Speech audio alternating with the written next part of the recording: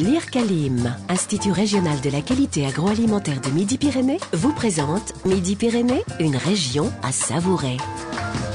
Bonjour et bienvenue dans Savourer Midi-Pyrénées, votre émission conçue comme une balade gourmande autour des produits de notre terroir. Aujourd'hui, on vous donne rendez-vous à la Pergola, à Toulouse, où le chef Éric Terré vous a concocté un superbe dessert autour d'un produit de notre terroir, à savoir le pruneau d'Agen.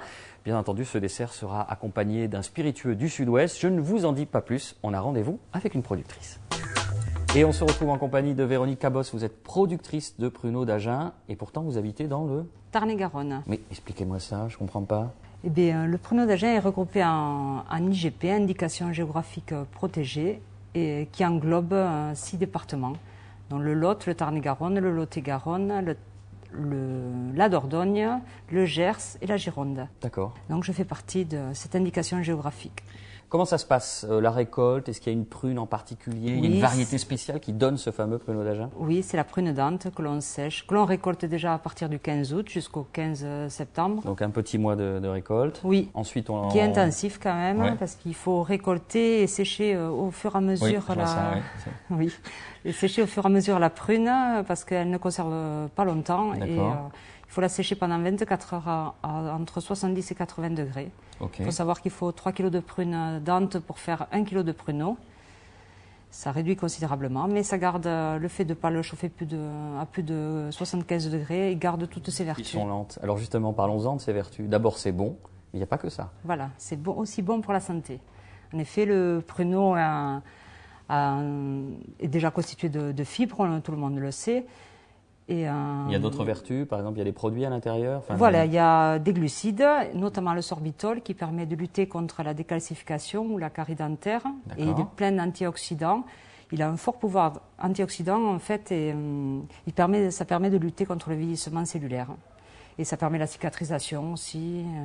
Plein de bonnes choses. Je vais vous en prendre 2 kilos, Véronique. Oui, j'en ai un petit peu besoin. Vous avez vu mon teint aujourd'hui, merci beaucoup. Voilà. Mais plus prosaïquement, on va faire la deuxième recette en compagnie de notre chef. C'est un dessert, on va se régaler.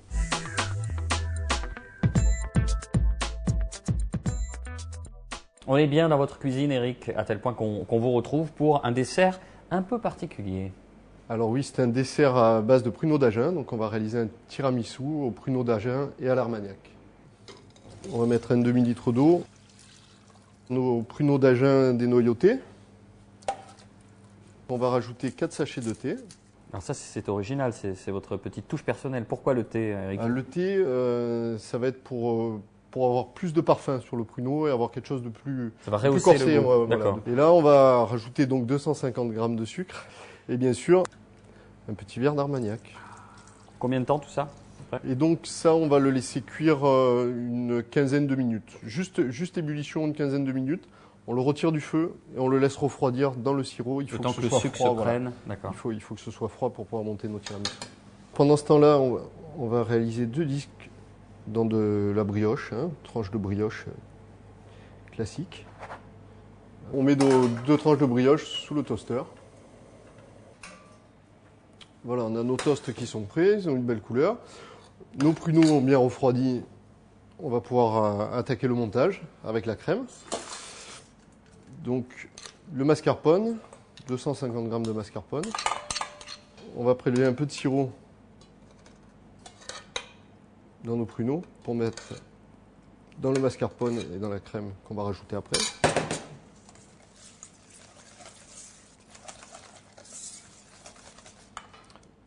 Et là on rajoute un quart de litre de crème UHT classique, crème liquide qu'on a montée en chantilly. Voilà.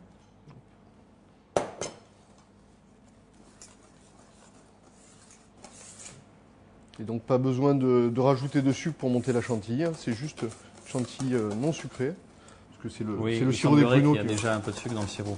Voilà.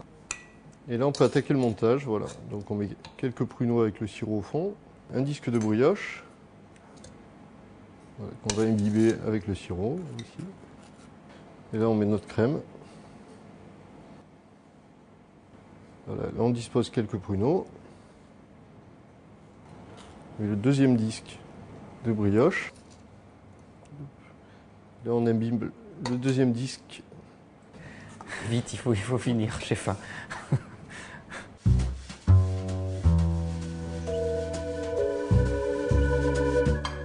Voilà, notre tiramisu est dressé. Merci Riff, vous connaissez le tarif, hein, je vous le pique. Et on va, avec ça, ce sera accompagné d'un spiritueux du sud-ouest, vous allez voir. Bonjour Thomas. Bonjour Boris. Vous avez vu ce que je vous apporte? C'est superbe. C'est un dessert, c'est un tiramisu au pruneau d'Agen, à l'Armagnac, avec une petite brioche. Qu'est-ce que vous nous conseillez pour aller avec ce magnifique dessert? Bien, comme il y a des pruneaux et de l'Armagnac dedans, donc pas mal de structures, je conseille de rester sur un Armagnac, un hors d'âge, appellation base Armagnac contrôlée. Donc une eau de vie avec de la souplesse, mais aussi beaucoup de complexité, ce qui n'empêche pas de garder une certaine finesse et quelques notes de fruits confits, donc qui se marieront parfaitement bien avec ce tiramisu. Parfait. Je suis malheureusement obligé de suivre vos conseils. Merci beaucoup Thomas. Cette émission s'achève avec modération évidemment. Merci de nous avoir suivis. Vous pouvez bien entendu tenter de reproduire ces belles recettes chez vous. À bientôt. Bye bye.